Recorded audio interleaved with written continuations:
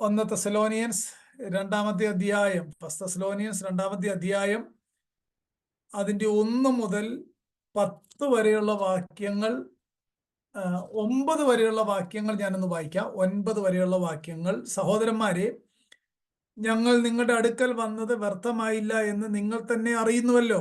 നിങ്ങൾ അറിയും പോലെ ഞങ്ങൾ ഫിലിപ്പിയിൽ വെച്ച് കഷ്ടവും അപമാനവും അനുഭവിച്ചിട്ടും വലിയ പോരാട്ടത്തോടെ ദൈവത്തിന്റെ സുവിശേഷം നിങ്ങളോട് പ്രസംഗിക്കുവാൻ ഞങ്ങളുടെ ദൈവത്തിൽ ധൈര്യപ്പെട്ടിരുന്നു. ഞങ്ങളുടെ പ്രബോധനം അബദ്ധത്തിൽ നിന്നോ അശുദ്ധിയിൽ നിന്നോ വ്യാജത്തോടെയോ വന്നതല്ല. ഞങ്ങളെ സുവിശേഷം ഭരമേൽപ്പിക്കേണ്ടതിന് ഞങ്ങൾ ദൈവത്തിന് കൊള്ളാവുന്നവരായി തെളിഞ്ഞ പോലെ ഞങ്ങൾ മനുഷ്യരെയല്ല, ഞങ്ങളുടെ ഹൃദയം ശോധന ചെയ്യുന്ന ദൈവത്തെ അത്രേ പ്രസാദിപ്പിച്ചുകൊണ്ട് സംസാരിക്കുന്നത്. നിങ്ങൾ അറിയും പോലെ ഞങ്ങൾ ഒരിക്കലും മുഖസ്തുതിയോ ദ്രവ്യാഗ്രഹത്തിന്റെ ഉപായമോ പ്രയോഗിച്ചിട്ടില്ല. ദൈവം സാക്ഷി. ക്രിസ്തുവിന്റെ അപ്പോസ്തലന്മാർ എന്ന അവസ്ഥയ്ക്ക് കനത്തോടെ ഇരിക്കുവാൻ കഴിവുണ്ടായിട്ടും ഞങ്ങൾ മനുഷ്യരോട്, നിങ്ങളോടാകട്ടെ മറ്റുള്ളവരോടാകട്ടെ, മാനം അന്വേഷിച്ചില്ല. ഒരമ്മ തൻ്റെ കുഞ്ഞുങ്ങളെ പോറ്റും പോലെ ഞങ്ങൾ നിങ്ങളുടെ ഇടയിൽ ആർദ്രതയുള്ളവരായിരുന്നു. ഇങ്ങനെ ഞങ്ങൾ നിങ്ങളെ ഓമനിച്ചുകൊണ്ട് നിങ്ങൾക്ക് ദൈവത്തിൻ്റെ സുവിശേഷം പ്രസംഗിക്കുവാൻ മാത്രമല്ല, നിങ്ങൾ ഞങ്ങൾക്ക് പ്രിയരാകിയാൽ ഞങ്ങളുടെ പ്രാണനും കൂടെ വെച്ച് തരുവാൻ ഒരുക്കമായിരുന്നു. സഹോദരന്മാരെ, ഞങ്ങളുടെ അധ്വാനവും പ്രയാസവും നിങ്ങൾ ഓർക്കുന്നുവല്ലോ. നിങ്ങളിൽ ആർക്കും ഭാരമായി തീരരുത് എന്ന് വെച്ച് ഞങ്ങൾ രാവും പകലും വേല ചെയ്തുകൊണ്ട് നിങ്ങളോട് ദൈവത്തിന്റെ സുവിശേഷം പ്രസംഗിച്ചു. വാസ്തവത്തിൽ നമ്മൾ അതിൻ്റെ ആദ്യത്തെ 4 വാക്യങ്ങൾ, 4-ാം വാക്യത്തിന്റെ ഹാഫ് പാർട്ട് വരെ വിശദമായി പഠിച്ചായിരുന്നു. ഇങ്ങനെയാണ് തുടങ്ങിയത്: ഞങ്ങൾ നിങ്ങളുടെ അടുക്കൽ വന്നത് വ്യർത്ഥമായില്ല എന്ന് നിങ്ങൾ തന്നെ അറിയുന്നുവല്ലോ. അതിൻ്റെ ഉത്തരം പോള് വളരെ സീരിയസ് ആയിട്ട് താൻ ഏറ്റവും ഇഷ്ടപ്പെടുന്ന, അനുഗ്രഹിക്കപ്പെട്ട, എല്ലാ ചർച്ചുകൾക്കും മാതൃകയാക്കാവുന്ന ആ ദൈവസഭയോട് തൻ്റെ ലേഖനത്തിനകത്തെ ഒരു ഭാഗം തുടങ്ങുകയാണ്. ഞങ്ങൾ നിങ്ങളുടെ അടുക്കൽ വന്നത് വ്യർത്ഥമായില്ല, വെറുതെ ആയില്ല, ഫ്രൂട്ട്ലെസ് അല്ലായിരുന്നു, പ്രയോജനരഹിതമായിരുന്നു എന്ന് നിങ്ങൾ ആരും ചിന്തിക്കുന്നില്ല. കാരണം 1-ാമത്തെ അധ്യായത്തിനകത്ത് എല്ലാ സഭകളെ പറ്റിയും പരിശുദ്ധാത്മാവ് ആഗ്രഹിക്കുന്ന നിരവധി ക്വാളിറ്റിയുള്ള സഭയാണ് തെസ്സലോനിക്ക സഭ. ആ ക്വാളിറ്റി ആ സഭയിൽ ഉണ്ടാകാനായിട്ടുള്ള കാര്യം അപ്പോസ്തോലനും തൻ്റെ കൂടെയുള്ള സഹപ്രവർത്തകർ, മിഷണറീസ് അവിടെ ചെന്ന് ആ പ്രവർത്തനം ആരംഭിച്ചു, അവരെ ദൈവവചനം പഠിപ്പിച്ചു. ആ കാരണത്താലാണ് ആ ക്വാളിറ്റിയുള്ള ദൈവസഭയായിട്ട് ആ ദേശത്ത് ആ സഭ ആരംഭിച്ചത് എന്ന് നമുക്ക് മനസ്സിലാക്കാനായിട്ട് കഴിയും. നോക്കൂ, അതിനുശേഷം അത് അപ്പോസ്തലൻ പറയുകയാണ്, നിങ്ങൾ അറിയുന്ന പോലെ, നിങ്ങൾ അറിയുന്നുവല്ലോ എന്ന് പറഞ്ഞാൽ തനിക്കെതിരെ ആരോപണങ്ങൾ ഉന്നയിക്കുന്ന ദുരുപദേഷ്ടക്കാരായ, ഹെററ്റിക്കായിട്ടുള്ള, കൾട്ടിക്കായിട്ടുള്ള, മറ്റ് റിലീജിയന്റെ ഭാഗമായിട്ടുള്ള ആളുകൾ പോളിന്റെ ഇന്റഗ്രിറ്റിയെ, തൻ്റെ ഹ്യൂമിലിറ്റിയെ, തൻ്റെ മോട്ടീവിനെയൊക്കെ ചോദ്യം ചെയ്യത്തക്ക നിലയിൽ പല ആരോപണങ്ങൾ ആ സഭയിൽ ഏതെല്ലാം നിലയിൽ പിശാചിനെ പ്രവർത്തിക്കാനായിട്ടുള്ള അവസരം ഒരുക്കാമോ അങ്ങനെയൊക്കെ റിലീജിയസ് ആയിട്ടുള്ള ലീഡേഴ്സ് അവിടെ ചെയ്തപ്പോൾ അപ്പോസ്തലൻ പറയുകയാണ്, നിങ്ങൾ അറിയുന്നുവല്ലോ, നിങ്ങൾ അറിയുന്നുവല്ലോ, നിങ്ങൾ അറിയുന്നുവല്ലോ. വാസ്തവത്തിൽ ആദ്യത്തെ 5-6 വാക്യങ്ങൾ പോളിന്റെയും തൻ്റെ കൂടെയുള്ള ആളുകളുടെയും ഇന്റേണൽ ആയിട്ടുള്ള ചിത്രമാണ്, എക്സ്റേ പിക്ചറാണ്. ഞാൻ ആ പറഞ്ഞ കാര്യം മനസ്സിലാവുന്നോ? തൻ്റെ ഇന്റഗ്രിറ്റി, തൻ്റെ ടെനാസിറ്റി, തൻ്റെ ഹ്യൂമിലിറ്റി, തൻ്റെ അക്കൗണ്ടബിലിറ്റി, തൻ്റെ അതോറിറ്റി, ആ ഇന്റേണൽ ആയിട്ടുള്ള തൻ്റെ ആ വെർച്യൂസ് എന്താണെന്നാണ് ആദ്യത്തെ 6 വാക്യത്തിനകത്ത് പറയുന്നത്.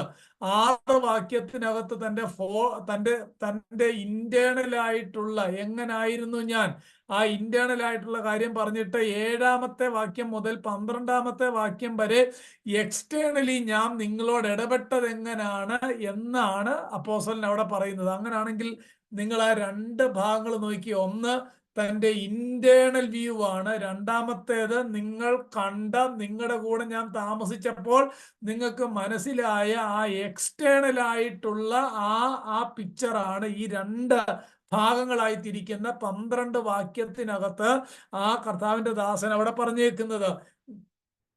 ഒന്നാമത്തെ കാര്യം, താന് എന്താ ദൈവ കഷ്ടതയിലൊക്കെ വളരെ സ്ട്രോങ് ആയിട്ട് നിന്നു. കാരണം ദൈവത്തിന്റെ ശക്തിയെ പറ്റിയുള്ള തന്റെ ബോധ്യമാണ്. He was confident in God's power. That gave him tenacity. അതുകൊണ്ടാണ് താൻ അത്ര ശുഷ്കാന്തിയോടെ അവിടെ നിൽക്കാനായിട്ടുള്ള കാര്യം. രണ്ടാമത്തെ കാര്യം നമ്മൾ ചിന്തിച്ചു, he was committed to God's truth. അവിടെ അപ്പോസ്തലൻ പറഞ്ഞ വാക്കുകൾ എന്തൊക്കെയാണ്? ഞങ്ങളുടെ പ്രബോധനം അബദ്ധത്തിൽ നിന്നോ അശുദ്ധിയിൽ നിന്നോ വ്യാജത്തോടെ അല്ല. ദാറ്റ് ഗേവ് ഹിം ഇന്റഗ്രിറ്റി എന്ന് പറഞ്ഞാൽ ഞാൻ പറയുന്നത് ട്രൂത്താണ്, ഡിവൈൻ റെവലേഷൻ ആണ്, വെളിപ്പാടാണ് എന്നാണ് ആ ഭക്തൻ അവിടെ പറയുന്നത്. നോക്കൂ, അതിനുശേഷം മനുഷ്യരാലല്ല, മനുഷ്യനിൽ നിന്നല്ല, നിങ്ങൾ ആരുമല്ല എന്നെ വേലയ്ക്ക് വിളിച്ചത്, ദൈവമാണ് എന്നെ ദമസ്കോസിന്റെ പടിവാതിക്കൽ ഞാന് ക്രിസ്ത്യാനികളെ കൊല്ലാനായിട്ട് പോയപ്പോൾ എന്നെ രക്ഷയിലേക്ക് വിളിച്ച് ഈ നിയോഗം ഭരമേൽപ്പിച്ചത്. He was commissioned by God's will. ദൈവഹിതത്താലാണ് താൻ നിയോഗിക്കപ്പെട്ടത് എന്ന് അവിടെ പറയുകയാണ്. നോക്കൂ, അതിനുശേഷം he was commission by God's will. അതുകൊണ്ടാണ് താൻ അധികാരത്തോടെയൊക്കെ സംസാരിക്കുന്നത്. എന്നെ മനുഷ്യനാക്കിയതല്ല, ഈ അതോറിറ്റി എനിക്ക് യെരുശലേമിൽ ചെന്നപ്പോ പീറ്ററിന്റെ വഴി കൈമാറി വന്നതല്ല. ഐ ആം ഡിവൈൻലി അപ്പോയിന്റഡ് എന്നാണ് ആ വാക്യത്തിന്റെ അർത്ഥം. അതിനുശേഷം 4-ാം വാക്യത്തിനകത്ത് ദൈവത്തെ പറ്റിയുള്ള തന്റെ പരിജ്ഞാനമാണ്. ദൈവത്തെ പറ്റിയുള്ള തന്റെ പരിജ്ഞാനം നോക്കിയ he was compelled by God's knowledge. ദൈവത്തെ പറ്റിയുള്ള അറിവ്, ദൈവത്തെ നമുക്ക് എത്രമാത്രം അറിയാവോ അത്രയും വിശുദ്ധിയോടെ ജീവിക്കാനായിട്ട് കഴിയും. അതാണ് 4-ാമത്തെ വാക്യം. ഞങ്ങളെ സുവിശേഷം ഭരമേൽപ്പിക്കേണ്ടതിന് ഞങ്ങൾ ദൈവത്തിന് കൊള്ളാവുന്നവരായി തെളിഞ്ഞ പോലെ ദൈവം അപ്പോയിന്റ് ചെയ്യുന്നു. അതിന്റെ സെക്കൻഡ് പാർട്ട്, ഞങ്ങൾ മനുഷ്യരെ അല്ല, ഞങ്ങളുടെ ഹൃദയം ശോധന ചെയ്യുന്ന ദൈവത്തെ അത്രേ പ്രസാദിപ്പിച്ചുകൊണ്ട് സംസാരിക്കുന്നത്. അതിന്റെ കണ്ടിന്യൂവേഷനാണ്, ഞങ്ങൾ മനുഷ്യരെ അല്ല, ഞങ്ങളെ കാണുന്ന, ഞങ്ങളെ അറിയുന്ന, ഞങ്ങളെ എല്ലാ നിലയിലും അറിയുന്ന ദൈവത്തെ പ്രസാദിപ്പിച്ചുകൊണ്ടാണ് സംസാരിക്കുന്നത്. നോക്കൂ, he was compelled by God's knowledge that gave him accountability. എന്തുകൊണ്ടാണ് പല പല പല ശുശ്രൂഷകന്മാർക്കും ദൈവത്തിന് കണക്ക് കൊടുക്കണം എന്നൊരു ബോധമില്ലാതെ ഈ സിൻസിയർ ആയിട്ടുള്ള വിശ്വാസികളെ വഞ്ചിക്കാനായിട്ടുള്ള കാര്യം എന്നാണെന്നറിയാമോ? ദൈവത്തെ പറ്റിയുള്ള നോളജ് അവർക്കില്ലാത്ത കൊണ്ട് യാതൊരു നിർബന്ധവും അവരുടെ മേലില്ല. അതാണ് അതിനകത്തെ പ്രധാനപ്പെട്ട കാര്യം. ദൈവത്തെ പറ്റി ഒരുവന് ബോധ്യം ഉണ്ടെങ്കിൽ, ആ ബോധ്യം എന്താ? ദൈവം എന്നെ അറിയുന്നു, ദൈവം എൻ്റെ ഹൃദയനില കാണുന്നു, എൻ്റെ മോട്ടീവ് കാണുന്നു എന്ന ബോധ്യം ഉണ്ടെങ്കിൽ അപ്പോസ്തലൻ പറയുന്നത് കണ്ടോ, ഞാൻ ആരെയും പ്രസാദിപ്പിക്കാനായിട്ട് താല്പര്യമില്ല, എനിക്ക് ഒറ്റ ലക്ഷ്യമേ ഉള്ളൂ, അത് സകല ഹൃദയത്തെയും കാണുന്ന ദൈവത്തെ പ്രസാദിപ്പിക്കണം. നോക്കൂ, അവിടെയാണ് നമ്മൾ പറഞ്ഞുകൊണ്ടിരുന്നത് he was compelled by God's knowledge, ദൈവത്തെ പ്രസാദിപ്പിക്കുക. നോക്കൂ, അങ്ങനെയാണെങ്കിൽ ആ വേദഭാഗത്തിനകത്തെ അർത്ഥം എന്താ? അപ്പോസ്തലൻ പറയുന്ന കാര്യം നമുക്ക് 1-2 വാക്യങ്ങളൊക്കെ ഞാൻ കഴിഞ്ഞ ആഴ്ച പറഞ്ഞിരുന്നു, നിങ്ങൾക്ക് ഓർക്കാമല്ലോ. അപ്പോസ്തലൻ പറയാം, ഞാൻ ഇന്നും മനുഷ്യരെയാണ് പ്രസാദിപ്പിക്കുന്നതെങ്കിൽ ദൈവത്തിന്റെ ശുശ്രൂഷകനായിട്ടിരിക്കയില്ല. നോക്കൂ, ദൈവത്തിന്റെ ശുശ്രൂഷകനായി ഒരുവൻ ശുശ്രൂഷ ചെയ്യണമെങ്കിൽ അവന്റെ അൾട്ടിമേറ്റ് ആയിട്ടുള്ള ലക്ഷ്യം എന്നുള്ളത് ഈ ശുശ്രൂഷയിൽ ദൈവം പ്രസാദിക്കണം. അതായത് ഒരുവന്റെ ശുശ്രൂഷയിൽ ദൈവം പ്രസാദിക്കണമെങ്കിൽ ആ വ്യക്തി ദൈവവചനപ്രകാരം നേരെയായിരിക്കണം. ആ വ്യക്തി ദൈവവചനത്തിലുള്ളത് മാത്രമേ സംസാരിക്കാവുള്ളൂ. ദൈവവചനവുമായിട്ട് ചേരാത്ത ഒരു കാര്യവും പറയാനായിട്ട് പാടില്ല. അങ്ങനെ ഉറപ്പുള്ള ഒരാൾക്ക് മാത്രമേ പറയാനായിട്ട് പറ്റത്തുള്ളൂ, ഞാൻ ഇന്നും മനുഷ്യരെയാണ് പ്രസാദിപ്പിക്കുന്നതെങ്കിൽ ക്രിസ്തുവിന്റെ ദാസനായിട്ടിരിക്കയില്ല. ഇത് നിങ്ങൾ ഇവിടെ നിന്നുകൊണ്ട് തന്നെ ചിന്തിച്ചു നോക്കിയേ. നമ്മൾ ദൈവത്തിന്റെ വേല ചെയ്യുന്നവർ ഇതിനകത്തുണ്ടാകാം, ദൈവത്തിന്റെ വേലയുമായിട്ട് അഭേദ്യമായ ബന്ധമുള്ളവർ ഇതിനകത്തുണ്ടാകാം. നമ്മൾ ഓരോ സെന്റൻസ് പറയുമ്പോഴും ഓരോ കാര്യം ചെയ്യുമ്പോഴും എന്താണ് നമ്മൾ നോക്കുന്നത്? മനുഷ്യന്റെ പ്രസാദമാണോ, അതോ എൻ്റെ ഹൃദയത്തെ കാണുന്ന ദൈവം പ്രസാദിക്കുന്നു എന്നുള്ളതാണോ? ഒരുവന്റെ മേൽ ദൈവം പ്രസാദിക്കണമെങ്കിൽ ഈ ഒരു ബോധ്യം അവനുണ്ടാകണം. He was compelled by God's knowledge that gave him accountability. ആ ഒരു ബോധം ഇല്ലെങ്കിൽ, ദൈവത്തെ പറ്റിയുള്ള പരിജ്ഞാനം നമുക്കില്ലെങ്കിൽ, ദൈവത്തെ അറിയുന്ന ജനം ഉറച്ചു നിന്ന് വീര്യം പ്രവർത്തിക്കുന്ന ഒരു വാക്യമുണ്ട് അല്ലെ, ദൈവത്തെ എൻ്റെ ജനം പരിജ്ഞാനമില്ലായകയാൽ വഴിതെറ്റി നടക്കുന്നു, തെറ്റിപ്പോകുന്നു എന്ന് വായിക്കുന്നു. നോക്കൂ, ദൈവത്തെ പറ്റിയുള്ള പരിജ്ഞാനം ഒരുവന്റെ ഹൃദയത്തിലുണ്ടെങ്കിൽ അവന്റെ ലക്ഷ്യം ദൈവത്തെ പ്രസാദിപ്പിക്കുക എന്നതായിരിക്കും. മനസ്സിലാവുന്നോ? അത് അങ്ങനെയുള്ള ശുശ്രൂഷകൾ, അങ്ങനെയുള്ള വചന ശുശ്രൂഷകളോ മറ്റെന്തെങ്കിലും കാര്യങ്ങളോ ഒട്ടും മെൻ പ്ലീസിങ് ആകത്തില്ല. അവർക്കൊട്ടും അക്സെപ്റ്റൻസ് കിട്ടത്തില്ല. അവരുടെ പല കാര്യങ്ങൾക്കും നഷ്ടം വന്നേക്കാം. പക്ഷെ ആ വാക്യം കണ്ടോ, ഞങ്ങൾ മനുഷ്യരെയല്ല ഹൃദയം ശോധന ചെയ്യുന്ന ദൈവത്തെ അത്രേ. ഹൃദയം ശോധന ചെയ്യുന്ന. ഇനിയും അതിനൊരു അല്പം വിശദീകരണം ഞാൻ പറയാം. എന്താ ഹൃദയം ശോധന ചെയ്യുക എന്ന് പറഞ്ഞാൽ? അവിടെ അർത്ഥമാക്കുന്നത് God scrutinises my deepest self. God scrutinises my deepest, എൻ്റെ അകത്തെ ഏറ്റവും ഇന്നറായിട്ടുള്ള കാര്യത്തെ കർത്താവ് സ്ക്രൂട്ടനൈസ് ചെയ്യുന്നു. God scrutinises my motifs.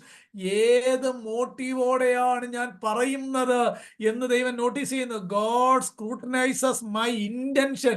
എൻ്റെ ഇന്റൻഷൻ എന്നാണെന്നറിയുന്നു. അവന്, നമ്മൾ കഴിഞ്ഞ സൺഡേ ചിന്തിച്ച പോലെ, അവന് മറഞ്ഞു കിടക്കുന്ന ഒരു സൃഷ്ടിയുമില്ല. സകലതും അവന്റെ മുന്നിൽ നഗ്നവും മലർന്നതുമായിരിക്കുന്നു. ഏത് ശുശ്രൂഷ ദൈവരാജ്യത്തിന് വേണ്ടി, ദൈവസഭയ്ക്ക് വേണ്ടി നമ്മൾ ചെയ്യുന്നോ, ആ ചെയ്യുമ്പോൾ നമ്മുടെ ഡീപ്പസ്റ്റ് സെൽഫിനകത്തെ മോട്ടീവ്, നമ്മുടെ ഇന്റൻഷൻ, നമ്മുടെ ഡിസയർ, നമ്മുടെ പർപ്പസ് ഒക്കെ ഗോഡ് ഈസ് സ്ക്രൂട്ടനൈസിങ്. ആ ഒരു കാര്യം നമ്മുടെ മേൽ എപ്പോഴും, ആ ഒരു ബോധ്യം നമ്മുടെ അന്തർഭാഗത്ത് എപ്പോഴും ഉണ്ടായിരിക്കണം എന്നത് പ്രത്യേകം ശ്രദ്ധിക്കേണ്ടതാണ്. അങ്ങനെ ഒരു ബോധ്യമുള്ള ഒരാൾക്ക്, അല്ലെങ്കിൽ he was compelled by God's knowledge, അങ്ങനെ ഒരു ബോധ്യമുള്ള ആൾക്ക് മനുഷ്യനോടല്ല അക്കൗണ്ടബിലിറ്റി, ദൈവത്തോടാണ് അക്കൗണ്ടബിലിറ്റി. മനുഷ്യനെ പ്രസാദിപ്പിക്കാനായിട്ട് അനുവാദമേ ഇല്ല. ദൈവത്തെ പ്രസാദിപ്പിക്കുമ്പോൾ ആ കൂട്ടത്തിൽ ആത്മീയരായ ആളുകൾ പ്രസാദിച്ചോളും. മനസ്സിലാവുന്നോ ഞാൻ ആ പറഞ്ഞ കാര്യം? നമ്മൾ ട്രൂത്തായിട്ട് ദൈവവചനം പറയുമ്പോൾ, വളരെ പരമാർത്ഥമായിട്ട് ദൈവവചനം വ്യാഖ്യാനിക്കുമ്പോൾ ദൈവം ഉറപ്പായിട്ടും അതിൽ പ്രസാദിക്കും. കാര്യം, ദൈവത്തിന്റെ തിരുവുള്ളം അതുപോലെ നമ്മൾ പറഞ്ഞു കൊടുക്കുമ്പോൾ, ആ പറഞ്ഞു കൊടുക്കുന്നത് കേൾക്കുമ്പോൾ ഒരു നല്ല ഗ്രൂപ്പ് ആളിനും അതിനോട് താല്പര്യം ഉണ്ടാകില്ല. കാര്യം, നമ്മുടെ ഹ്യൂമൻ ടേസ്റ്റ് അങ്ങനല്ല. എന്നാൽ ആത്മീയരായ ദൈവവചനത്താൽ വീണ്ടും ജനിച്ച ആളുകൾക്ക് അത് മാത്രം മതി. അവര് ദൈവം പ്രസാദിക്കുന്ന കൂട്ടത്തിൽ ഇവർക്കും പ്രസാദം ഉണ്ടാകും. അതായിരിക്കണം നമ്മുടെ ഇന്റൻഷൻ. വേറെ ഒന്നും ആകാനായിട്ട് പാടില്ല. കാര്യം, ഞാനിപ്പോൾ ബൈബിൾ സ്റ്റഡി എടുക്കുമ്പോഴും എൻ്റെ ബോധ്യം ഹൃദയം ശോധന ചെയ്യുന്ന ദൈവം. അതാണ് അപ്പോസ്തലൻ പറഞ്ഞേക്കുന്നത്. ഞങ്ങൾ നിങ്ങളുടെ അടുക്കൽ വന്നത് വ്യർത്ഥമായില്ല. കാര്യം എന്നാ? ഞങ്ങളുടെ മേൽ ആ പവർ ഉണ്ടായിരുന്നു. എനിക്ക് ആ ഇന്റഗ്രിറ്റി ഉണ്ടായിരുന്നു. ഞാൻ ദൈവസന്നിധിയിൽ അക്കൗണ്ടബിൾ ആയിരുന്നു. ഞാൻ ദൈവസന്നിധിയിൽ ആ അതോറിറ്റിയോടെ, ദൈവം തന്ന ഡെലിഗേറ്റഡ് അതോറിറ്റി മാത്രമേ ഉപയോഗിച്ചിട്ടുള്ളൂ. മനസ്സിലാവുന്നോ? ആ ഒരു ആശയമാണ് ആ വാക്യത്തിനകത്ത് വരുന്നത്. I am compelled by that knowledge. ദൈവത്തെ പറ്റിയുള്ള ആ ബോധ്യത്താൽ ഞാൻ ഇങ്ങനെ മാത്രം ചെയ്യാൻ നിർബന്ധിക്കപ്പെടുന്നു. വേറെ ഒന്നും ചെയ്യാനായിട്ട് എനിക്ക് അനുവാദം ഇല്ല. മനസ്സിലായെന്ന് വിചാരിച്ചോട്ടെ. നോക്കൂ പ്രിയപ്പെട്ടവരെ, അതുകൊണ്ടാണ് നമുക്ക് എല്ലാവർക്കും അറിയാവുന്ന ഒരു വാക്യമാണ്. അപ്പോസ്തലൻ പറയുന്നൊരു കാര്യമുണ്ട്, ഞാൻ എന്നെ വിധിച്ചിട്ടും കാര്യമില്ല, നിങ്ങൾ എന്നെ വിധിക്കുന്നതും പ്രശ്നമല്ല. കാര്യം എന്താ? അത് ഈ കൊരിന്ത്യര് പൗലോസിനെ വളരെ വളരെ വളരെ ബാഡായിട്ടൊക്കെ ചിത്രീകരിക്കുന്നുണ്ട്. ഞാൻ പല സന്ദേശങ്ങളൊക്കെ പറഞ്ഞ കൂട്ടത്തിൽ ആ കാര്യങ്ങളൊക്കെ പലപ്പോഴായിട്ട് ഓർപ്പിച്ചിട്ടുണ്ട്. പഴയ സെർമൺസ് ഒക്കെ നിങ്ങളൊന്ന് റിമൈൻഡ് ചെയ്താൽ മതി. താൻ ഏറ്റവും കൂടുതൽ വേദനിക്കപ്പെട്ടത് താൻ ദൈവത്തോട് 3 വട്ടം പ്രാർത്ഥിച്ച ആ ശൂലോ എന്ന് പറയുന്നതിനെ കൊരിന്ത്യ സഭയ്ക്കകത്തുണ്ടായ ആ ദുരുപദേശവുമായിട്ട് ബന്ധപ്പെട്ടതാണ്. അതൊക്കെ ദൈവകൃപ മതിയെന്നും അതൊക്കെ വിശദമായിട്ട് പറഞ്ഞില്ല. അതൊക്കെ ഇപ്പോൾ ഞാൻ എടുത്തു പറയാൻ കാര്യം, അതുപോലെ തന്നെ വേദനിപ്പിച്ച സഭ തനിക്കെതിരെ പോളിനെ പറ്റി അലിഗേഷൻ പറയുന്നു. പോൾ നമ്മുടെ അടുക്കേക്ക് നമ്മളെ ബുദ്ധിമുട്ടിക്കാനായിട്ട് വരുന്നെന്ന് പറയുന്നു. അങ്ങനെ എല്ലാ നിലയിലും ഇദ്ദേഹം അപ്പോസ്തലനാണോ എന്ന് മറ്റുള്ളവരോട് സംശയം പ്രകടിപ്പിക്കുന്നു. അവിടെ ഗ്രൂപ്പ് ഉണ്ടാക്കുന്നു. പല പ്രശ്നങ്ങൾ ഉണ്ടാക്കിയ സഭ. ആ സഭയിലും പൗലോസ് ദൈവവചനം പറഞ്ഞപ്പോൾ യാതൊരു വിട്ടുവീഴ്ചയും ചെയ്തില്ല. അതിൽ ഏറ്റവും മനോഹരമായിട്ട് അപ്പോസ്തലൻ എഴുതിയേക്കുന്ന 1 കൊരിന്ത്യർ 4:1 മുതൽ 5 വരെയുള്ള വാക്യങ്ങളാണ്. 1 കൊരിന്ത്യൻസ് ചാപ്റ്റർ 4 വേഴ്സസ് 1 to 5 ഇങ്ങനെ വായിക്കുന്നത്: ഞങ്ങളെ ക്രിസ്തുവിന്റെ ശുശ്രൂഷക്കാരും ദൈവമർമ്മങ്ങളുടെ ഗ്രഹവിചാരകന്മാരും എന്നിങ്ങനെ ഓരോരുത്തരും എണ്ണിക്കൊള്ളട്ടെ. അവിടെ തനിക്കെതിരെ ആരോപണം ഉന്നയിക്കുന്ന ആളുകൾ, അപ്പോസ്തലൻ അവിടെയല്ലേ പറഞ്ഞത്, നിങ്ങൾ പ്രവാചകനെന്നോ ഭക്തനെന്നോ ഒരുവൻ അങ്ങനെ തോന്നുന്നെങ്കിൽ, ശുശ്രൂഷകനെന്നോ തോന്നുന്നെങ്കിൽ ഞങ്ങൾ പറയുന്നത് ദൈവത്തിന്റെ അരുളപ്പാട് കൽപ്പനയെന്ന് അവൻ അറിഞ്ഞുകൊള്ളട്ടെ. അത്ര സ്ട്രോങ് ആയിരുന്നു കൊരിന്ത്യർക്കുള്ള സന്ദേശം. ആ ഗ്രഹവിചാരകന്മാരിൽ അവൻ അന്വേഷിക്കുന്നതോ അവൻ വിശ്വസ്തനായിരിക്കണം, അവർ വിശ്വസ്തരായിരിക്കണം. അപ്പോസ്തലൻ പറയുക, ഞങ്ങൾ ദൈവത്തിന്റെ മർമ്മത്തിന്റെ ഗ്രഹവിചാരകന്മാരാണ്. ഗ്രഹവിചാരകൻ എന്ന് പറഞ്ഞാൽ ഏൽപ്പിക്കപ്പെട്ട പ്രോപ്പർട്ടി സംരക്ഷിക്കാനായിട്ട് നിയമിക്കപ്പെട്ടവരാണ്. ആ ഗോസ്പൽ, ദൈവവചനം, ഈ സന്ദേശമാണ് ഞങ്ങളുടെ മേൽ ഭരമേൽപ്പിച്ചിരിക്കുന്നത്. ഇതിന്റെ വിശ്വസ്ത ശുശ്രൂഷകന്മാരായിരിക്കണം എന്നതാണ് ദൈവം അവനെ പറ്റി ആഗ്രഹിക്കുന്നത്. അങ്ങനെയാണെങ്കിൽ ഒരു ശുശ്രൂഷകനെ പറ്റിയുള്ള ദൈവത്തിന്റെ ആഗ്രഹം ഈ ദൈവിക മർമ്മത്തിന്റെ ഗ്രഹവിചാരകന്മാർ വിശ്വസ്തരായിരിക്കണം. ഏതാ ദൈവമർമ്മം? ഈ എഴുതപ്പെട്ട തിരുവെഴുത്താണ്. ക്രിസ്തുവാണ് ദൈവത്തിന്റെ മർമ്മം. 3-ാം വാക്യം: നിങ്ങളോ മനുഷ്യർ കഴിക്കുന്ന വല്ല വിസ്താരത്തിലോ എന്നെ വിധിക്കുന്നത് എനിക്ക് എത്രയും ലഘുകാര്യം. ഇനി നിങ്ങൾ പറയുകയാണ്, നിങ്ങൾ എന്ത് പറഞ്ഞാലും നിങ്ങൾ എന്നെ പറ്റി വിധിച്ചാൽ ബയാസ്ഡ് ആയിരിക്കും. നിങ്ങൾക്ക് എൻ്റെ അകത്തെ മനുഷ്യനെ കാണാൻ കഴിയില്ല. നിങ്ങൾ ഒമിനീഷ്യൻ്റ് അല്ല. നിങ്ങൾക്ക് യാതൊരു വിധമായ അറിവുമില്ല. നിങ്ങൾക്ക് എൻ്റെ മോട്ടീവോ എൻ്റെ ഇന്റൻഷനോ എൻ്റെ സെൽഫിന്റെ ഡീപ്പ് പാർട്ടോ ഒന്നും അറിയില്ല. അതുകൊണ്ട് നിങ്ങൾ എന്നെ വിധിക്കുന്നത് എനിക്ക് ലഘുകാര്യം, അതൊന്നും എന്നെ ബാധിക്കുന്ന കാര്യമല്ല. പക്ഷേ ഇന്നത്തെ അപകടം എന്നാണെന്നറിയാമോ? ശുശ്രൂഷ കഴിയുമ്പോൾ കേൾവിക്കാരൻ നല്ലതാന്ന് പറയുന്നതാണ് വലിയ കാര്യം. ഇവിടെ അപ്പോസ്തലൻ പറഞ്ഞു കേട്ടോ, നിങ്ങൾ എന്നെ വിധിക്കുന്നത് എനിക്ക് ലഘുകാര്യം, അതിനകത്ത് ഞാൻ ഒട്ടും താല്പര്യപ്പെടാറില്ല, ഞാൻ അതിന്റെ ഗൗരവത്തിൽ അത് എടുക്കാറില്ല, ഞാൻ എന്നെ തന്നെ വിധിക്കുന്നുമില്ല. കാരണം എന്നാ, ഞാൻ എന്നെ പറ്റി ഇപ്പം നിങ്ങളോട് ചോദിക്കാം, നിങ്ങളെ പറ്റി ഒരു അഭിപ്രായം പറയാൻ പറഞ്ഞില്ല, ആരിലും ഞാൻ കൊള്ളാത്തവനാന്ന് അവനോ പറയില്ല. അത് അതിന്റെ അർത്ഥം, I know me and I am biased for me. You don't know me and you are biased against me. ഞാൻ ആ പറഞ്ഞ 2 സെന്റൻസ് പിടി കിട്ടിയോ? പോൾ പറയാണ്, നിങ്ങൾ എന്നെ വിധിക്കുന്ന ലഘുകാര്യം. Why? You don't know me and you are biased against me. നിങ്ങൾ എന്നെ വിധിച്ചാൽ ഉറപ്പായിട്ടും അത് പരിധി ലംഘിച്ചുള്ള വിധിയായിരിക്കും. നിങ്ങൾക്ക് എൻ്റെ ഇന്റേണൽ ഹൃദയത്തെ കാണാൻ കഴിയില്ല. I know me and I am biased for me. So neither of us are valid. അതാണ് അതിന്റെ വ്യാഖ്യാനം. നമ്മൾ 2 കൂട്ടരും വിധിച്ചാൽ ശരിയാകില്ല. എന്നിട്ട് അവിടെ കൊണ്ട് തീരുന്നില്ല, എനിക്ക് യാതൊരു കുറ്റത്തെക്കുറിച്ചും ബോധമില്ലെങ്കിലും അതിനാൽ ഞാൻ നീതിമാൻ എന്ന് വരികയില്ല, എന്നെ വിധിക്കുന്നത് കർത്താവാകുന്ന. കാര്യം എന്താ? അവിടെ തന്നെ വായിക്കുന്നത്, ആകയാൽ കർത്താവ് വരുവോളം സമയത്തിന് മുമ്പേ ഒന്നും വിധിക്കരുത്, അവൻ ഇരുട്ടിൽ മറഞ്ഞിരിക്കുന്നത് വെളിച്ചത്താക്കി ഹൃദയങ്ങളുടെ ആലോചനകളെ വെളിപ്പെടുത്തും. അന്ന് ഓരോരുത്തരും ദൈവത്തിൽ നിന്ന് പുകഴ്ച ഉണ്ടാകും. ഇതായിരിക്കണം ദൈവത്തിന്റെ വേല ഏതെങ്കിലും നിലയിൽ ചെയ്യുന്ന ആളുകളുടെ മനോഭാവം.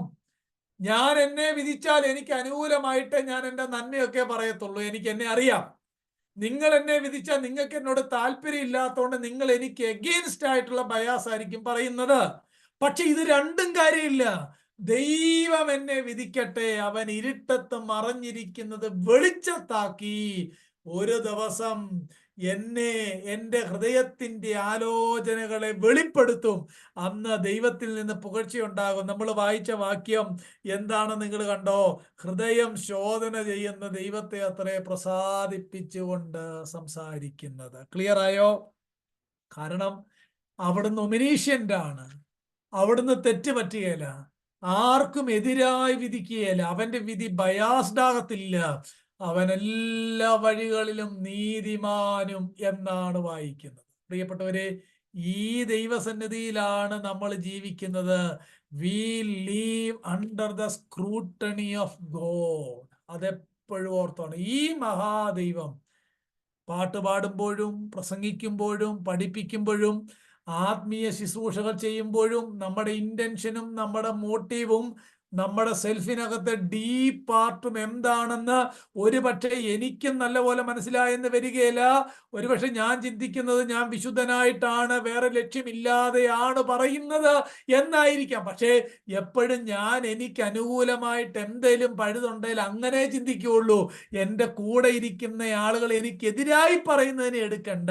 അതിനകത്തു നിന്നൊക്കെ നന്മകളുണ്ട്, ഉൾക്കൊള്ളണം. പക്ഷേ ദൈവമാണ് ഹൃദയത്തിന്റെ ആലോചനയെ ഇരുട്ടിൽ നിന്ന് വെളിച്ചത്താക്കി മുന്നിൽ കൊണ്ടുവരുന്നത്. ഒരു ദിവസമുണ്ട് ആ ദൈവസിംഹാസനത്തിന്റെ മുന്നിൽ. പ്രിയപ്പെട്ടവരെ, ഈ ദാവീദ് ശലോമോനോട് പറയുന്ന ഒരു വളരെ പ്രധാനപ്പെട്ട വാക്യമുണ്ട്. The Lord searches the heart. എങ്ങനെയാണെന്ന് ആ വാക്യം എന്നറിയാമോ? യഹോവ സർവ ഹൃദയങ്ങളെയും പരിശോധിക്കുന്നു, വിചാരങ്ങളെയും നിരൂപണങ്ങളെയും ഒക്കെ അവൻ ദൂരത്ത് നിന്ന് ഗ്രഹിക്കുന്നു. അവന് മറഞ്ഞിരിക്കുന്ന ഒരു സൃഷ്ടിയുമില്ല. ശലോമോനോട് അപ്പൻ പറഞ്ഞു കൊടുക്കുകയാണ്. ക്രോണിക്കിൾസ് 28:9, ഫസ്റ്റ് ക്രോണിക്കിൾസ് 28:9, ഒരപ്പൻ മകന് പറഞ്ഞു കൊടുക്കുന്ന ഉപദേശം. വെളിപ്പാട് പുസ്തകത്തിനകത്ത് എഫസോസിലുള്ള ആസിയയുടെ പ്രോവിൻസിലുള്ള ആ സഭകൾക്ക് ദൂതറിയിക്കാൻ നേരത്തെ 2-ാം അധ്യായത്തിന്റെ 23-ാമത്തെ വാക്യത്തിൽ ദൈവം എന്താ പറയുന്നത്? കർത്താവ് എന്താ പറയുന്നത് അറിയുമോ? ഞാൻ ഉൾപ്പൂവുകളെയും ഹൃദയങ്ങളെയും അറിയുന്നവനാണെന്ന് സകല സഭകളും അറിയും. വാക്ക് കേട്ടിട്ടുണ്ടോ? ഞാൻ ഉൾപ്പൂവുകളെയും ഹൃദയങ്ങളെയും അറിയുന്നവനാണെന്ന് സർവസഭകളും അറിയും. അതായത് ആ ദൈവസഭയ്ക്കകത്തൂടെ നമ്മുടെ കർത്താവ് നടക്കുകയാണ് എന്നല്ലേ വെളിപ്പാട് പുസ്തകത്തിൽ വായിക്കുന്നത്? ദൈവസഭയ്ക്കകത്തൂടെ ഉലാവുന്ന നാഥൻ അവിടെ നടക്കുന്ന കാര്യങ്ങൾ ചെയ്യുന്ന ആളുകളുടെ ഉൾപ്പൂവുകളെയും ഹൃദയങ്ങളെയും ദൂരത്ത് നിന്ന് ഗ്രഹിക്കുന്നു എന്ന് സർവസഭകളും അറിയും. എത്ര എത്ര സ്ട്രോങ് ആയിട്ടുള്ളൊരു ദൂതാണത്. ഈ വാക്യങ്ങളെല്ലാം ചേർത്ത് വെച്ചിട്ടാണ് ഈ ഭക്തൻ പറയുന്നത്, എന്തുകൊണ്ടാണ് ഞാൻ ദൈവത്തോട് അക്കൗണ്ടബിൾ ആയിരിക്കുന്നത്? എൻ്റെ ഹൃദയത്തെ ദൂരത്ത് നിന്ന്, എൻ്റെ ഉൾപ്പൂവുകളെ അകലെ നിന്ന് ഗ്രഹിക്കുന്ന ഒരുവനുണ്ട്. So I am accountable to God. ശ്രദ്ധിച്ചോ ആ വാക്യത്തിന്റെ അർത്ഥം? തൻ്റെ എക്സ്റേ വ്യൂ താൻ പറയുകയാണ്. തൻ്റെ ഇന്റേണൽ ആയിട്ടുള്ള കാര്യം, ആ MRI സ്കാൻ ചെയ്താൽ എങ്ങനെയാണ്, ആ കാര്യമാണ് അപ്പോസ്തലൻ ഇവിടെ പറയുന്നത്. ഹൃദയത്തെ ശോധന ചെയ്യുന്ന ദൈവത്തെ ദൈവത്തെ പ്രസാദിപ്പിക്കുക എന്ന് പറഞ്ഞാൽ, ഇപ്പം ഒരു നല്ല എക്സാമ്പിൾ പറഞ്ഞാൽ, ഈ ഹേഗായി എസ്തേറിന്റെ പുസ്തകത്തിനകത്ത് ഈ എസ്തേറിനോട് പറഞ്ഞു കൊടുക്കുന്ന കുറച്ച് കാര്യമുണ്ട്. രാജാവിന്റെ ഇഷ്ടം ഇതാണ്, അവന്റെ അടുക്ക ചെല്ലുമ്പോൾ നീ ഇങ്ങനാണ് പോകേണ്ടത്. ഇത് കുറച്ച് റൂൾ അവിടെ പറയുന്നുണ്ട്. നോക്കൂ, കാരണം എന്നാ? ഹേഗായിക്കറിയാം രാജാവിന്റെ ഇഷ്ടം എന്താണ്, രാജാവിന്റെ പ്രസാദം എന്താണെന്ന് ഹേഗായിക്കറിയാം. അതുപോലെ ആ നിലയിൽ എസ്തേറിനെ ഒരുക്കുകയാണ് എന്ന് പറഞ്ഞ പോലെ ദൈവവചനം വായിക്കുന്ന ഒരുവൻ അറിയാം ദൈവപ്രസാദം എന്താണ്, ദൈവത്തെ എങ്ങനെ പ്രസാദിപ്പിക്കാം. അങ്ങനെ മനസ്സിലാക്കി ഒരുവൻ അവന്റെ ഹൃദയം ശോധന ചെയ്യുന്ന ദൈവത്തെ പ്രസാദിപ്പിച്ചുകൊണ്ട് ജീവിക്കണം. അതാണ് ആ വാക്കുകൊണ്ട് അർത്ഥമാക്കുന്നത്. അങ്ങനെ ദൈവം പ്രസാദിച്ചാൽ മതി എന്നതുകൊണ്ട് അവിടെ 3 കാര്യം പ്രത്യേകം അപ്പോസ്തലൻ എടുത്തു പറയുന്നുണ്ട്. നിങ്ങൾ 5-ാമത്തെ വാക്യത്തിലേക്ക് നോക്കിയേ. നിങ്ങൾ അറിയും പോലെ, വീണ്ടും താൻ തന്റെ അപ്പീല് മുന്നോട്ട് വെക്കുകയാണ്. ഈ ഫോണി ടീച്ചേഴ്സ് പറയുന്ന പോലല്ല, ഈ ഫേക്ക് ലീഡേഴ്സ് പറയുന്ന പോലല്ല. നിങ്ങൾ അറിയും പോലെ, നിങ്ങൾ നേരിട്ട് കണ്ടതാണ്. നിങ്ങൾ അറിയും പോലെ ഞങ്ങൾ ഒരിക്കലും മുഖസ്തുതിയോ ദ്രവ്യാഗ്രഹത്തിന്റെ ഉപായമോ പ്രയോഗിച്ചിട്ടില്ല. എന്താ ഈ മുഖസ്തുതി? ഫ്ലാറ്ററി എന്ന് പറഞ്ഞാൽ, ഈ ഫ്ലാറ്ററി എന്ന വാക്കിന്റെ അർത്ഥം നമുക്കെല്ലാവർക്കും അറിയാം. ഈ നമ്മളെ പറ്റി ഒരാൾ, we love to hear good things about, അല്ലേ? നമ്മളെ പറ്റി ഒരാൾ നല്ല കാര്യം പറഞ്ഞാൽ എനിക്ക് ഭയങ്കര ഇഷ്ടമാണ്. നിങ്ങളെ പറ്റിയും ഒരാൾ നല്ല കാര്യം പറഞ്ഞാൽ കേൾക്കാൻ നല്ലതാണ്. ഈ പക്ഷെ ഒരു പ്രധാനപ്പെട്ട ഒരു പ്രശ്നം എന്ന് പറഞ്ഞാൽ, നമുക്കിപ്പം നിങ്ങൾക്ക് എന്നോട് നല്ല കാര്യങ്ങൾ പറയാം, എന്നെ പറ്റിയുള്ള നല്ല കാര്യങ്ങളൊക്കെ പറയാം. അതിന്റെ ലക്ഷ്യം വേറൊന്നും ആകരുത്. മനസ്സിലാവുന്നോ? എന്നാൽ ഞാൻ നിങ്ങളോട് പറയുകയാണ്, ബ്രദറെ, ബ്രദർ ഇല്ലായിരുന്നെങ്കിൽ അത് നടക്കുകയില്ലായിരുന്നു. ചിലപ്പോൾ നടക്കുകയില്ലായിരിക്കും. പക്ഷെ എൻ്റെ ഇന്റൻഷൻ വേറെയാണെങ്കിൽ അതിന്റെ പേരാണ് ഫ്ലാറ്ററി. മനസ്സിലാവുന്നോ? മുഖസ്തുതി. അതായത് അതിനൊരു ഡെഫിനിഷൻ ഇങ്ങനെയാണ്: if you say A good things about a person and have in your mind some purpose for that which will come to your benefit, that is flattery. എന്റെ ലാഭത്തിന് വേണ്ടി വേറൊരാളെ പറ്റി ഉയർത്തി പറയുക, അതിന്റെ പേരാണ് മുഖസ്തുതി. മുഖസ്തുതിയെ പറ്റി പ്രോവർബിനകത്ത് 2 വാക്യങ്ങളുണ്ട്. പ്രോവർബ് 29:5, 29:5 എന്നാ വായിക്കുന്ന അറിയാമോ? കൂട്ടുകാരനോട് മുഖസ്തുതി പറയുന്നവൻ അവന്റെ കാലിന് വല വിരിക്കുന്നെന്നാണ്. എന്താ അർത്ഥം? അവനെ പിടിക്കണം, അവനെ കൊണ്ട് എനിക്ക് കാര്യമുണ്ട്. അതുകൊണ്ട് ഈ അച്ചായ, അങ്കിളെ എന്നൊക്കെ ആൾക്കാർ വിളിക്കുമ്പോൾ ശ്രദ്ധിക്കുന്നത് നല്ലതായിരിക്കും എന്ന് ഞാൻ നിങ്ങളോടൊക്കെ പറയുകയാണ്. നോക്കൂ, 2-ാമത്തെ വാക്യം പ്രോവർബ് 26:28. മുഖസ്തുതി പറയുന്ന വായ നാശം വരുത്തുന്നു. മുഖസ്തുതി പറയുന്ന വായ നാശം വരുത്തുന്നു. A man who flatters his neighbor is spreading a net for his steps. 26:28. A flattering mouth works ruin. സങ്കീർത്തനത്തിനകത്തൊരു വാക്യമുണ്ട്: വമ്പ് പറയുന്ന നാവിനെ യഹോവ ഛേദിച്ചു കളയും. ആ വമ്പെന്നുള്ളിടത്ത് ഇംഗ്ലീഷിൽ ട്രാൻസ്ലേറ്റ് ചെയ്തേക്കുന്ന may the Lord cut off flattering lips. മുഖസ്തുതി ശരിയാ, മുഖസ്തുതി എന്ന് പറഞ്ഞാൽ വമ്പാണല്ലേ, നുണയാണ് സത്യത്തിൽ പറയുന്നത്. പക്ഷെ അത് വേറൊരു അവിടുത്തെ വാക്ക് കണ്ടോ? നിങ്ങൾ അറിയും പോലെ ഞങ്ങൾ ഒരിക്കലും മുഖസ്തുതിയോ ദ്രവ്യാഗ്രഹത്തിന്റെ ഉപായമോ. ആ ഉപായം എന്ന വാക്കിന്റെ അർത്ഥം പ്രീടെക്സ്റ്റ്. അതൊരു ഈ ഒരു തുണിയാണ്. ആ ഒരു അർത്ഥത്തിലാണ് ഉപയോഗിച്ചിരിക്കുന്നത്. ഒരു മൂടുപടം കൊണ്ട് മറയ്ക്കുന്ന ആ ഉപായം, ആ തനി നിറം വെളിപ്പെടുത്താതെ വളരെ പ്ലസന്റ് ആയിട്ട് വേറൊരു മുഖം മൂടിയോടെ സംസാരിക്കുക. അതാണ് പ്രീടെക്സ്റ്റ് എന്ന വാക്കുകൊണ്ട് അവിടെ അർത്ഥമാക്കുന്നത്. അപ്പോസ്തലൻ പറയുന്ന വാക്ക് കേട്ടെ. ഇവിടെ ഇത് പറയുമ്പോൾ ഓർക്കണം, നിങ്ങൾ കേട്ടേക്കുന്ന റിലീജിയസ് ലീഡേഴ്സ്, നിങ്ങളുടെ അടുക്കൽ വഞ്ചിക്കാൻ വന്നേക്കുന്ന ആളുകൾ, അവരുടെ ലക്ഷ്യം നിങ്ങളുടെ പണമാണ്. അതുകൊണ്ടാണ് അവര് ഫ്ലാറ്ററി പറയുന്നത്. എന്നാൽ നിങ്ങൾ അറിയും പോലെ ഞങ്ങളുടെ ഹൃദയത്തെ കാണുന്ന ഒരു ദൈവമുണ്ട്. അതുകൊണ്ടാണ് നിങ്ങൾക്ക് പ്ലസന്റ് ആയിട്ടുള്ള കാര്യങ്ങൾ ഒന്നും ഞങ്ങൾ പറയുന്നില്ല. 2, നിങ്ങളെ ഉയർത്തി പറഞ്ഞ് എന്തെങ്കിലും കാര്യം നടത്താൻ ഞങ്ങൾക്ക് പർപ്പസും ഇല്ല. 10-ാം വാക്യത്തിൽ നിങ്ങൾ കണ്ടായിരുന്നു. 9-ാം വാക്യം: ഞങ്ങൾ ആർക്കും പ്രയാസമായി തീരരുത് എന്ന് വെച്ച് രാവും പകലും അധ്വാനിച്ചാണ് ഞങ്ങളുടെ കാര്യം നടത്തിയത് എന്നാണ് ആ ഭക്തൻ അവിടെ പറയുന്നത്. അതുകൊണ്ട് പ്രിയപ്പെട്ടവരെ, ഫ്ലാറ്ററി പറയരുത്, മുഖസ്തുതി പറയരുത്. മുഖസ്തുതി പറയുന്നവനെ ഡിസൈൻ ചെയ്യാനായിട്ട് നമുക്കൊരു വചനപരിജ്ഞാനവും കൃപയും ഉണ്ടാകുകയും വേണം. 2-ാമത്തെ കാര്യം, ഇവിടെ ഈ 2 വാക്യത്തിനകത്ത് 3 ഡിനയൽസ് കാണാം. അപ്പോസ്തലൻ 3 കാര്യം നിരാകരിക്കുന്നുണ്ട്. 1, ഫ്ലാറ്ററി, ഞങ്ങൾ അങ്ങനെ പറയാറില്ല. 2, ഗ്രീഡ്, ഞങ്ങൾക്ക് അങ്ങനെ ഒരു ഉപായം ഇല്ല. 3, seeking the praise of men. 3 കാര്യം അവിടെ ഉണ്ടോ നിങ്ങൾ നോക്കിയാൽ മതി.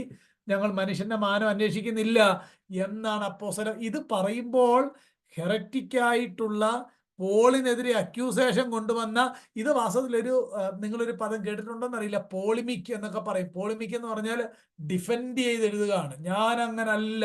7-ാം വാക്യത്തിൽ നിങ്ങൾ നോക്കിയാൽ മതി. ബട്ട് എന്ന് പറഞ്ഞാണ് തുടങ്ങുന്നത് 7-ാം വാക്യം. But we proved. ഞാൻ ആ വാക്യത്തിലേക്ക് ഇന്ന് വരും. ദൈവം വെച്ചാൽ ഞാൻ അപ്പോൾ അത് എക്സ്പ്ലെയിൻ ചെയ്തു തരാം. നോക്കൂ, ഒന്ന്, മുഖസ്തുതി പറഞ്ഞിട്ടില്ല. 2, ദ്രവ്യാഗ്രഹത്തിന്റെ ഒരു ഉപായവും ഒരു ലക്ഷ്യവും ആ ഭക്തനുണ്ടായിരുന്നില്ല. ഇതിവിടെ മാത്രമല്ല, ഈ ഫിലിപ്പിയ സഭയ്ക്ക് പോളിനെ സഹായിക്കാനായിട്ട് ഒത്തിരി പ്ലാൻ ഉണ്ടായിരുന്നു. നിങ്ങൾ ഞാൻ ആ 4-ാം അധ്യായമൊക്കെ പറഞ്ഞപ്പോൾ പോളിന്റെ ആ വാക്ക് ഫിലിപ്പിയർ പറയുന്നുണ്ടല്ലോ, നിങ്ങൾ പിന്നെയും എനിക്ക് വേണ്ടി വിചാരിക്കാൻ തുടങ്ങിയതിനെ ഞാൻ കർത്താവിൽ വളരെ സന്തോഷിച്ചു. മുമ്പേ തന്നെ നിങ്ങൾക്ക് വിചാരമുണ്ടായിരുന്നു, എങ്കിലും അവസരം കിട്ടിയില്ല. അവിടെ അപ്പോസ്തലൻ പറയുന്നത്, എൻ്റെ ശ്രദ്ധ, എൻ്റെ ചിന്ത ഇനി ഫിലിപ്പിയ സഭ ഉണ്ടല്ലോ, അവരോട് പറഞ്ഞാൽ കിട്ടും, അങ്ങനെ ഒരു ചിന്തയെ എനിക്ക് ഉണ്ടായിരുന്നില്ല. ഞാൻ എൻ്റെ വഴി ചെയ്യുന്നു, കർത്താവ് ആ കാര്യം എന്ത് ചെയ്യുന്നു, നടത്തുന്നു എന്ന് നമ്മളത് വിശദമായിട്ട് ഫിലിപ്പി ലേഖനത്തിൽ പഠിച്ചിട്ടുണ്ട്. ഇവിടെ പോൾ പറഞ്ഞു കേട്ടോ, ഞാന് ദ്രവ്യാഗ്രഹത്തിന്റെ കോട്ട് വിട്ടിട്ടില്ല. ഞാൻ നിങ്ങളുടെ അടുത്ത് മുഖസ്തുതി പറഞ്ഞ് നിങ്ങളുടെ കയ്യിലെ ദ്രവ്യം എൻ്റെ അടുക്കൽ കൊണ്ടുവരാനായിട്ടുള്ള ഒരു പ്രീടെക്സ്റ്റും ഇല്ല, ഒരു ക്ലോക്കും എൻ്റെ മേലില്ല. ഞാൻ പ്ലെയിൻ ആണ്. നിങ്ങൾ അറിയുന്നല്ലോ. കാരണം എന്നാ? ഹൃദയം ശോധന ചെയ്യുന്നവനെ പ്രസാദിപ്പിക്കണം എന്നതാണ് എൻ്റെ പർപ്പസ്. ഇതെല്ലാം കൂടെ എത്ര ആ എഴുത്തിന്റെ കൺസ്ട്രക്ഷൻ കണ്ടോ, എത്ര മനോഹരമായിട്ടാണ് എഴുതിയേക്കുന്നത്. He was compelled by God's knowledge, accountability. ദൈവത്തെ പറ്റിയുള്ള അറിവാണ് മുഖസ്തുതി പറയാതിരുന്നത്. ദൈവത്തെ പറ്റിയുള്ള പരിജ്ഞാനമാണ് യാതൊരു ദ്രവ്യാഗ്രഹത്തിന്റെ ഉപായവും പ്രയോഗിക്കാതിരുന്നത്. ഈ വളരെ ഏറ്റവും അധികം വർഷം വേല ചെയ്ത സ്ഥലമാണ് എഫസോസ്. പോള് ഓൾമോസ്റ്റ് 3 years അവിടെ വേല ചെയ്തു. ഏറ്റവും കൂടുതൽ വേല ചെയ്ത ഈ സഭ എഫസോസിലുള്ള സഭയാണ്. ഇവിടെയൊക്കെ ആഴ്ചകളോ മാസങ്ങളോ മാത്രമാണ് വേല ചെയ്തത്. വർഷങ്ങൾ വേല ചെയ്ത എഫസോസിലെ ആ മൂപ്പന്മാരെ എല്ലാം വിളിച്ചു വരുത്തിയിട്ട് പോള് പറഞ്ഞ കാര്യം എന്താണ്? പോൾ അവരുടെ പണം സ്വീകരിച്ചിട്ടില്ലെന്നോ അവരുടെ നന്മ ഇല്ലെന്നോ എന്നല്ല, അവരോട് വേണ്ട എല്ലാ കാര്യം, അവർ തന്ന എല്ലാ കാര്യവും സ്വീകരിച്ചിട്ടുണ്ട്. പക്ഷേ അവിടെ അത് ലഭിക്കാൻ വേണ്ടിയുള്ള യാതൊരു വിധമായ ക്ലോക്കും തൻ്റെ മുഖത്തിട്ടിട്ടില്ലായിരുന്നു. അതാണ് എൻ്റെ ആ വാക്യത്തിന്റെ അർത്ഥം.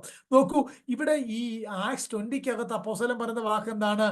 ഞാൻ നിങ്ങളുടെ വെള്ളിയോ പൊന്നോ വസ്ത്രമോ യാതൊന്നും മോഹിച്ചിട്ടില്ല. വെള്ളിയോ പൊന്നോ വസ്ത്രമോ, അന്നത്തെ പണമിടപാട് ഈ 3 കാര്യമാണ്: വസ്ത്രം, വെള്ളി, പൊന്ന്. ഈ 3 കാര്യവും ഞാൻ മോഹിച്ചിട്ടില്ല. രാവും പകലും അധ്വാനിച്ചു എന്നാണ് അവരോട് പറയുന്നത്. നോക്കൂ, ഇതെല്ലാം കൂടെ ചേർത്ത് വായിക്കുമ്പോൾ എന്താണ് അപ്പോസ്തലൻ പറയുക? ഞാൻ ഇങ്ങനെയൊക്കെ ജീവിക്കാനായിട്ടുള്ള കാര്യം എൻ്റെ അക്കൗണ്ടബിലിറ്റി ദൈവത്തോടായതുകൊണ്ടാണ്. എത്ര മനോഹരമാണ്! നോക്കൂ, താൻ ദൈവത്തിന്റെ ശക്തിയിലുള്ള തന്റെ ആശ്രയം കൊണ്ടാണ് തനിക്ക് ആ ടെനാസിറ്റി ഉണ്ടായത്, ആ ഊർജം ഉണ്ടായത്. ദൈവിക സത്യങ്ങളോടുള്ള തന്റെ സമർപ്പണം കൊണ്ടാണ് താൻ ഇന്റഗ്രിറ്റി ഉണ്ടായി സംസാരിച്ചത്. അതുപോലെ തന്നെ ദൈവമാണ് എന്നെ വേലയ്ക്ക് വിളിച്ചെന്നുള്ള ബോധ്യം കൊണ്ടാണ് തന്റെ ആത്മീയ അധികാരം താൻ വെളിപ്പെടുത്തിയത്. എന്തുകൊണ്ടാണ് താൻ വിശുദ്ധിയോടെ ഈ നിലയിൽ ജീവിക്കാൻ കാര്യം? ദൈവത്തെ പറ്റിയുള്ള അറിവാണ് തന്റെ അക്കൗണ്ടബിലിറ്റിക്ക് കാരണം. 5-ാമത്തെ കാര്യം, തന്റെ ഇന്റേണൽ ആയിട്ടുള്ള കാര്യം പറയുകയാണ്. നിങ്ങൾ അറിയും പോലെ ഞങ്ങൾ ഒരിക്കലും മുഖസ്തുതിയോ ദ്രവ്യാഗ്രഹത്തിന്റെ ഉപായമോ പ്രയോഗിച്ചിട്ടില്ല. ദൈവം സാക്ഷി. കാര്യം എന്താ? ഈ ദൈവസാക്ഷി എന്ന് പറയാൻ കാര്യം, നിങ്ങൾക്കത് കണ്ടുപിടിക്കാൻ കഴിയില്ല. ക്ലെവറായിട്ടൊക്കെ പറഞ്ഞാൽ കണ്ടുപിടിക്കാൻ കഴിയില്ല. പക്ഷേ അവിടെ തൻ്റെ ആ ഹൃദയത്തെ ശോധന ചെയ്യുന്ന ദൈവമാണ് സാക്ഷി. ഞങ്ങൾ അങ്ങനെ ചെയ്തിട്ടില്ല. എന്തൊരു ശക്തിയാണ് ആ സ്റ്റേറ്റ്മെന്റിന് എന്ന് നിങ്ങൾ ഓർത്തു നോക്കിയേ. ഈ വേദഭാഗമൊക്കെ വായിക്കുമ്പോൾ നമുക്കും പ്രാർത്ഥിക്കാം, ഇങ്ങനെ ജീവിക്കാം. ദൈവം നമ്മുടെ മേൽ കൃപ ചൊരിയേണ്ടതിനായിട്ട് നമുക്ക് പ്രാർത്ഥിക്കാം. 6-ാമത്തെ വാക്യം, ക്രിസ്തുവിന്റെ അപ്പോസ്തലന്മാരെന്ന അവസ്ഥയ്ക്ക് കനത്തോടിരിക്കാൻ കഴിവുണ്ടായിട്ടും ഞങ്ങൾ മനുഷ്യരോട്, നിങ്ങളോടാകട്ടെ, ആ മനുഷ്യരോടെന്ന് പറഞ്ഞാൽ എവിടെല്ലാം പോയോ ഒരിടത്ത് പോലും അങ്ങനെ ഒരു ഖനം ഞങ്ങൾ എന്ത് ചെയ്തില്ല, ഖനം കാണിച്ചില്ല. കാരണം എന്നാ? ഹി വാസ് എന്നിട്ട് അടുത്ത വാക്കോടെ അവിടെ പറഞ്ഞേക്കുകയാണ്, ഞങ്ങൾ അന്വേഷിച്ചില്ല, ഞങ്ങൾ മനുഷ്യരോടാകട്ടെ, നിങ്ങളോടാകട്ടെ, മറ്റുള്ളവരോടാകട്ടെ മാനം അന്വേഷിച്ചില്ല. ആ മാനം അന്വേഷിച്ചില്ലെന്ന് പറഞ്ഞാൽ യോഗ കഴിയുമ്പോൾ നിങ്ങളുടെ പ്രൈസ്, നിങ്ങളുടെ എന്നെ പറ്റിയ ഉയർത്തി പറയുന്ന കാര്യങ്ങളൊക്കെ നിങ്ങൾ പറയണമെന്നോ. ഇപ്പം ഈ ചിലപ്പോഴൊക്കെ പ്രസംഗിക്കാനൊക്കെ ആയിട്ട് പോകുമ്പോൾ ഈ നമ്മളെ ഇങ്ങനെ പുകഴ്ത്തി പറയുന്നൊക്കെ കേട്ട് കഴിഞ്ഞാൽ നമ്മളെ തന്നെയാണോ ഈ പറയുന്നതെന്ന് തോന്നിപ്പോകും. അതൊക്കെ ചിലപ്പോഴൊക്കെ ഒത്തിരി ഓവറാണെന്ന് എനിക്ക് തോന്നിയിട്ടുണ്ട്. ഇവിടെ അപ്പോസ്തലൻ പറയാണ്, ഞങ്ങൾ അതൊന്നും എക്സ്പെക്ട് ചെയ്തില്ല. ഞങ്ങൾ മനുഷ്യന്റെ മാനം അന്വേഷിച്ചില്ല. ഞങ്ങളെ നിങ്ങൾ ഉയർത്തി പറയുന്നതോ 2 ടൈംസ് താങ്ക് യു പറയുന്നു, അതൊന്നും ഞങ്ങളെ ബാധിക്കുന്ന കാര്യമേ ആയിരുന്നില്ല. കാരണം എന്നാ, he was consumed with God's glory എന്ന ഇംഗ്ലീഷിൽ ആ പ്രയോഗം കണ്ടോ? 6-ാമത്തെ വാക്യത്തിനകത്ത് we might have asserted did we see glory from men? No. ഞങ്ങൾക്ക് ദൈവത്തിന്റെ മാനം, ദൈവത്തിന്റെ മഹത്വം മാത്രമായിരുന്നു ഞങ്ങളുടെ ലക്ഷ്യം. കാരണം എന്താ? അതുകൊണ്ടാണ് താൻ ഏറ്റവും താഴ്മയോടെ അപ്പോസ്തോലൻ എന്ന ഘനത്തോടെ അവരുടെ നടുവിൽ ഇരിക്കാതിരുന്നത്. എന്നാൽ ആത്മീയ അധികാരം ഉപയോഗിക്കേണ്ട സ്ഥലത്ത് വന്നപ്പോൾ അങ്ങനെ തന്നെ ഉപയോഗിക്കുന്നതായിട്ട് നമുക്ക് കാണാം. ഞങ്ങൾ പറയുന്നത് ദൈവത്തിന്റെ വചനമെന്ന് നിങ്ങൾ അറിഞ്ഞുകൊള്ളട്ടെ, അവനെ അവിടുന്ന് പുറത്താക്കണം, അവനോട് യാതൊരു വിധമായ കൂട്ടായ്മ അരുത്. അത് മേളിലുണ്ടല്ലോ, ദൈവമാണ് ശുശ്രൂഷയ്ക്ക് വിളിച്ചത് എന്നതിന്റെ അധികാരമാണ്, അത് ഡെലിഗേറ്റഡ് അതോറിറ്റിയാണ്. എന്നാൽ ഇവിടെ 6-ാം വാക്യത്തിനകത്ത് ക്രിസ്തുവിന്റെ അപ്പോസ്തലന്മാർ എന്ന അവസ്ഥയ്ക്ക് ഘനത്തോടിരിക്കാൻ കഴിവുണ്ടായിട്ടും, അവിടെ ക്രിസ്തുവിന്റെ അപ്പോസ്തലന്മാർ എന്ന് അവിടെ പറയുന്നത്, ഞാൻ ലാസ്റ്റ് സൺഡേ പറഞ്ഞ പോലെ 2 ടൈപ്പുള്ള അപ്പോസ്തലന്മാരുണ്ട്. അത് എപ്പോഴും ഓർത്തണം. ഒന്ന് അതിശ്രേഷ്ഠ അപ്പോസ്തലന്മാരും, 2 അയക്കപ്പെട്ടവർ, മിഷണറീസ് ആയിട്ട് പോകുന്നവർ. ഫിലിപ്പ് ലേഖനം 2-ാം അധ്യായത്തിനകത്ത് ആ സഭയുടെ പാസ്റ്ററെ പറ്റി നമ്മൾ വിശദമായിട്ട് ചിന്തിച്ചപ്പോൾ ഒരു കാര്യം, എപ്പഫ്രാദിത്തോസിനെ അവിടെ ദാസൻ എന്ന് വിളിച്ചേക്കുന്നത് അപ്പോസ്റ്റോലോസ് എന്ന പദമാണെന്ന് ഞാൻ അന്ന് പറഞ്ഞിരുന്നു. നോക്കൂ, ആ അർത്ഥത്തിൽ ശ്രദ്ധിച്ചോണം. അതിശ്രേഷ്ഠ അപ്പോസ്തലന്മാര് കർത്താവിനെ കണ്ടവരായിരിക്കണം, അവന്റെ ശുശ്രൂഷയ്ക്ക് സാക്ഷ്യം വഹിച്ചവനായിരിക്കണം. അതുകൊണ്ടാണ് പോൾ പറയുന്നില്ലേ, അകാല പ്രജ പോലെയുള്ള എനിക്കും അവിടുന്ന് പ്രത്യക്ഷനായി. ആ കാരണങ്ങൾ കൊണ്ടൊക്കെ അതേ അധ്യായത്തിൽ അപ്പോസ്തലൻ പറയുകയാണ്, ഞാൻ അതിശ്രേഷ്ഠ അപ്പോസ്തലന്മാരെക്കാൾ കുറഞ്ഞവനല്ല. കാര്യം എന്താ? ആ 12 പേർക്കുണ്ടായിരുന്ന ആ ദൈവിക സാന്നിധ്യം, കർത്താവിനെ കാണുക, അവന്റെ ശുശ്രൂഷയ്ക്ക് സാക്ഷ്യം വഹിക്കുക, ഈ നിലയിലുള്ള അനുഭവങ്ങൾ എനിക്കും അല്പകാലമാണെങ്കിലും ഉണ്ടായി എന്ന് അപ്പോസ്തലൻ പറയുകയാണ്. ആ കാറ്റഗറിയിൽ 13 പേര് മാത്രമേ ഉള്ളൂ. ആ കാറ്റഗറി 13 പേര് മാത്രമേ ഉള്ളൂ. എന്നാൽ അയക്കപ്പെടുക എന്ന അർത്ഥത്തിൽ അപ്പോസ്തലൻ എന്ന് വിളിക്കാം. എന്നാൽ ഇന്ന് ഈ യാതൊരു വിധമായ ദൈവവചന പരിജ്ഞാനം ഇല്ലാത്ത ഒത്തിരി ആളുകൾ അപ്പോസ്തലൻ സോ ആൻഡ് സോ എന്നൊക്കെ പറഞ്ഞ് നടക്കുന്നുണ്ട്. അത് വളരെ തെറ്റാണ്, വളരെ തെറ്റാണ്. നോക്കൂ, പ്രത്യേകിച്ച് സഭയുടെ പാസ്റ്റർ ആണെങ്കിൽ അദ്ദേഹം എൽഡറാണ്, അല്ലെങ്കിൽ ഇടയനാണ്, ശുശ്രൂഷകനാണ്. അപ്പോസ്തലൻ എന്ന കാറ്റഗറി ഇല്ല. ഒരു മിഷണറിക്ക് വേണമെങ്കിൽ പറയാം, ദൈവത്തിന്റെ അപ്പോസ്തലനായിട്ട് എന്നെയാണ് ആ പട്ടണത്തിൽ ആദ്യം അയച്ചത്, അവിടെ വേല തുടങ്ങിയത് എന്ന അർത്ഥത്തിൽ മാത്രമേ അപ്പോസ്തലൻ എന്ന പദം ഉപയോഗിക്കാനായിട്ട് കഴിയത്തുള്ളൂ. മനസ്സിലാവുന്നോ? അല്ലാതെ അപ്പോസ്തലൻ എന്ന വാക്കിന്റെ അർത്ഥം ഇന്ന് ഉപയോഗിക്കുന്നത് ദൈവവചനത്തിൽ നിന്ന് തികച്ചും തെറ്റാണ്. അവര് ചെയ്യുന്നത് തെറ്റാണ്. ഞാൻ പറഞ്ഞതുപോലെ ന്യൂ അപ്പോസ്റ്റോലിക് റിഫോർമേഷൻ എന്ന ഒരു സംഘടനയുടെ ഭാഗമാണ് അവരെല്ലാം.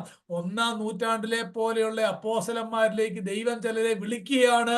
നമുക്ക് സകലത്തിന്റെ മേലും വാഴാൻ അധികാരമുണ്ട്, റൂൾ ചെയ്യാൻ അധികാരമുണ്ട്, ഗവൺമെന്റിന്റെ മേലും ആർട്ടിന്റെ മേലും ഈ ഇന്റലിജുവൽ വേൾഡിന്റെ മേലും എല്ലാത്തിന്റെ മേലും നമ്മളെ വാഴാനായിട്ട് വിളിച്ചേക്കുകയാണ്.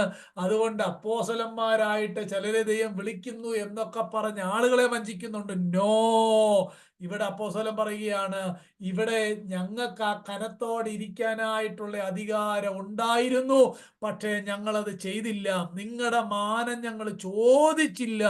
ഞങ്ങൾ ദൈവത്തിന്റെ ഗ്ലോറി മാത്രമായിരുന്നു ഞങ്ങളുടെ ലക്ഷ്യം.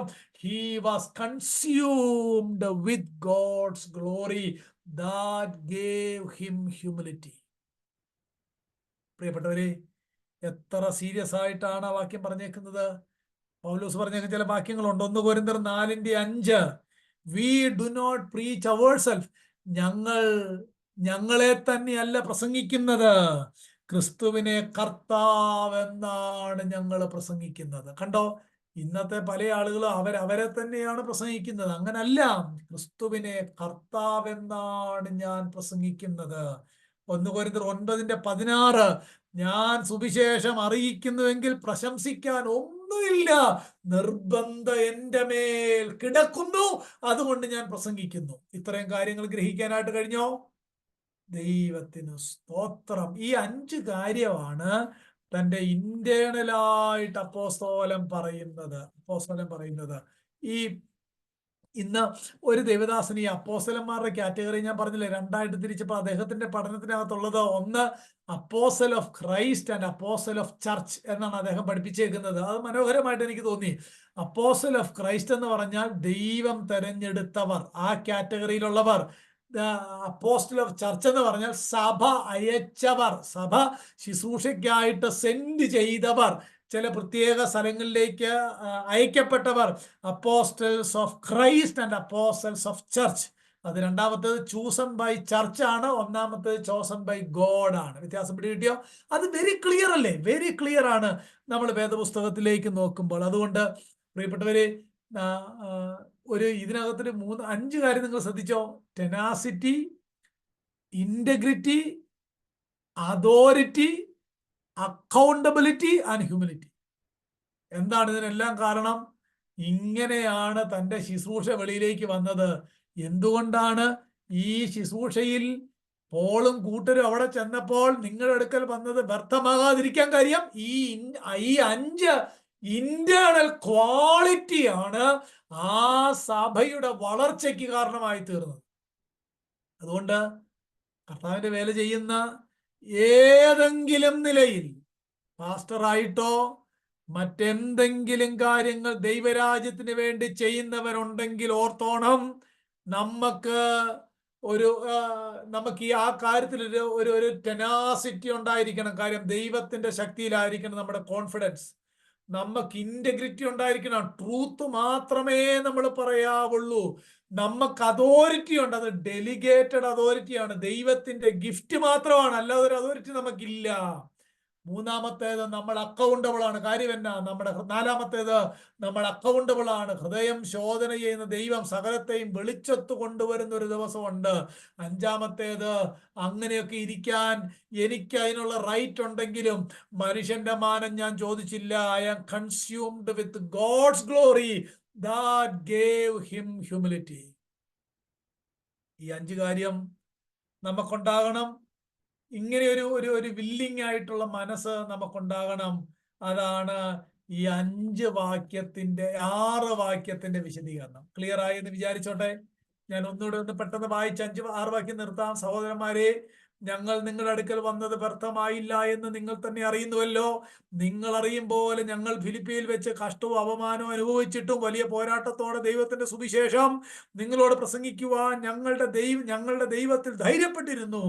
ഞങ്ങളുടെ പ്രബോധന അബദ്ധത്തിൽ നിന്നല്ല, അശുദ്ധിയിൽ നിന്നല്ല, വ്യാജത്തോടെ വന്നതല്ല. ഞങ്ങളെ സുവിശേഷം പരമേൽപ്പിക്കേണ്ടതിന് ഞങ്ങൾ ദൈവത്തിന് കൊള്ളാവുന്നവരായി തെളിഞ്ഞ പോലെ ഞങ്ങൾ മനുഷ്യരെ അല്ല, ഞങ്ങളുടെ ഹൃദയം ശോധന ചെയ്യുന്ന ദൈവത്തെ അത്രേ പ്രസാദിപ്പിച്ചുകൊണ്ട് സംസാരിക്കുന്നത്. നിങ്ങൾ അറിയും പോലെ ഞങ്ങൾ ഒരിക്കലും മുഖസ്തുതിയോ ദ്രവ്യാഗ്രഹത്തിന്റെ ഉപായമോ പ്രയോഗിച്ചിട്ടില്ല.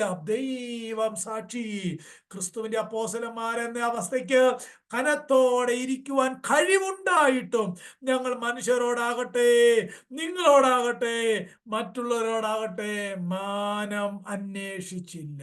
എത്ര അനുഗ്രഹിക്കപ്പെട്ട ഒരു ഇന്റേണൽ വ്യൂ ആണത്! എത്ര അനുഗ്രഹിക്കപ്പെട്ട ഒരു വെർച്യു ആണത്! ദൈവം നമ്മളിൽ നിന്ന് ഇത് ആഗ്രഹിക്കുന്നു. അങ്ങനെങ്കിൽ നമ്മൾ ചെയ്യുന്ന ഒരു ശുശ്രൂഷകളും വ്യർത്ഥമായി തീരുകയില്ല. ആദ്യത്തെ ഭാഗം അവിടെ നിർത്തുന്നു. 2-ാം ഭാഗം ഇനിയും ഇങ്ങനെയൊക്കെ അപ്പോസ്തലൻ പറഞ്ഞിട്ട് അടുത്ത വാക്ക് എങ്ങനെയാണെന്ന് നോക്കി. ഒരമ്മ തന്റെ കുഞ്ഞുങ്ങളെ പോറ്റും പോലെ ഞങ്ങൾ നിങ്ങളുടെ ഇടയിൽ ആർദ്രതയുള്ളവരായിരുന്നു. ഇങ്ങനെ ഞങ്ങൾ നിങ്ങളെ ഓമനിച്ചുകൊണ്ട് നിങ്ങൾക്ക് ദൈവത്തിന്റെ സുവിശേഷം പ്രസംഗിക്കുക മാത്രമല്ല, ഞങ്ങൾ നിങ്ങൾക്ക് പ്രിയരാകയാൽ നിങ്ങൾ ഞങ്ങൾക്ക് പ്രിയരാകയാൽ ഞങ്ങളുടെ പ്രാണനും കൂടെ വെച്ചു തരാൻ ഒരുക്കമായിരുന്നു. സഹോദരന്മാരെ, ഞങ്ങളുടെ അധ്വാനവും പ്രയാസവും നിങ്ങൾ ഓർക്കുന്നുവല്ലോ. നിങ്ങളിൽ ആർക്കും ഭാരമായി തീരരുത് എന്ന് വെച്ച് ഞങ്ങൾ രാവും പകലും വേല ചെയ്തുകൊണ്ട് നിങ്ങളോട് ദൈവത്തിന്റെ സുവിശേഷം പ്രസംഗിച്ചു. 11 12 നോക്കിയേ. 10 11 വിശ്വസിക്കുന്ന നിങ്ങളുടെ ഇടയിൽ ഞങ്ങൾ എത്ര പവിത്രമായും നീതിയായും അനിന്യമായും നടന്നു എന്നതിന് നിങ്ങളും ദൈവവും സാക്ഷി. തന്റെ രാജ്യത്തിന് മഹത്വത്തിന് നിങ്ങളെ വിളിക്കുന്ന ദൈവത്തിന് യോഗ്യമായ വണ്ണം നടപ്പാൻ തക്കവണ്ണം ഞങ്ങൾ നിങ്ങളിൽ ഓരോരുത്തനെ അപ്പൻ മക്കളെ എന്ന പോലെ പ്രബോധിപ്പിച്ചു ഉത്സാഹിപ്പിച്ചും സാക്ഷ്യം പറഞ്ഞു പോന്നു എന്ന് നിങ്ങൾക്കറിയാമല്ലോ. ആദ്യത്തെ ഭാഗം പൗലോസിന്റെ ഹൃദയനില വെളിപ്പെടുത്തുന്നു. രണ്ടാം ഭാഗം പൗലോസ് അവരോട് ഇടപെട്ടത് എങ്ങനെയാണെന്ന് വെളിപ്പെടുത്തുന്നു. ഒന്നാമത്തെ ഭാഗം ദൈവത്തിന് മാത്രം അറിയാവുന്നതാണ്, പ്രധാനമായിട്ട് ദൈവം സാക്ഷിയാണ്. രണ്ടാമത്തേത് വളരെ ക്ലിയർ ആയിട്ട് ആ സഭയിലെ ഓരോ അംഗങ്ങൾക്കും അറിയാം. ഇവിടുത്തെ ആ പ്രധാനപ്പെട്ട കാര്യം എന്താണെന്നറിയാമോ? എന്നെ പറ്റി, എൻ്റെ കൂടെയുള്ള മിഷണറിമാരെ പറ്റി നിങ്ങൾ കേട്ടപ്പോൾ എന്തുകൊണ്ട് നിങ്ങൾ മറുപടി പറഞ്ഞില്ല എന്നൊരു പോളിമിക്, ഒരു ഡിഫൻഡ് അപ്പോസ്തലനോട് വെക്കുകയാണ്. ഇവിടെ വാസ്തവത്തിലൊരു മനസ്സിലാക്കേണ്ടത് ഒരു പേരന്റലായിട്ടുള്ള ഒരു care, concern, authority, exhortation, testimony, അതാണ് ഇവിടുത്തെ വിഷയം. ഒരു കുടുംബം, ഒരമ്മ തൻ്റെ കുഞ്ഞിനെ എത്ര ആർദ്രതയോടെ നോക്കുന്നോ, അപ്പൻ എങ്ങനെ പ്രബോധിപ്പിക്കുന്നു എന്നതുപോലെ ഞങ്ങൾ നിങ്ങളുടെ ഇടയിലായിരുന്നു. നോക്കൂ, ദൈവസഭയ്ക്ക് കൊടുത്തേക്കുന്ന അതിമനോഹരമായ ഒരു മെറ്റഫർ എന്നാന്നറിയാമോ? ഫാമിലിയാണ്. ഫാമിലി. അത് നമ്മൾ ഈ കല്യാണത്തിനൊക്കെ എപ്പോഴും വായിക്കുന്ന ഒരു വാക്യമുണ്ട്, സർവ്വകുടുംബത്തിന് പേര് വരാൻ കാരണമായ പിതാവിന്റെ സന്നിധി. അവിടെ ആ സർവ്വകുടുംബം എന്ന് പറഞ്ഞു കഴിഞ്ഞാൽ ആ ഇൻഡിവിജ്വൽ കുടുംബത്തിന്റെ കാര്യമല്ല, അവിടെ ദൈവസഭയാകുന്ന കുടുംബമാണ് അവിടുത്തെ വിഷയം. Family.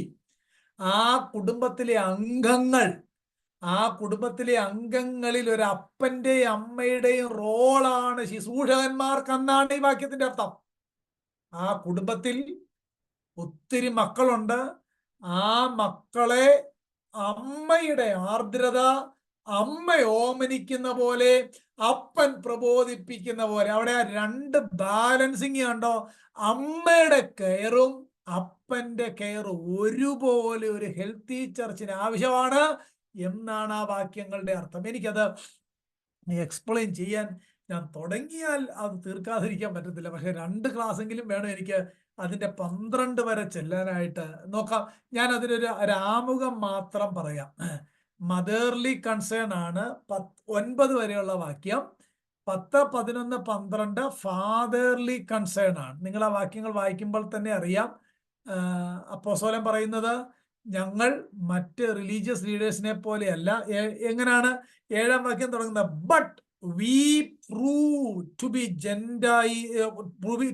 gentle among you, as a nursing mother tenderly cares for her own children.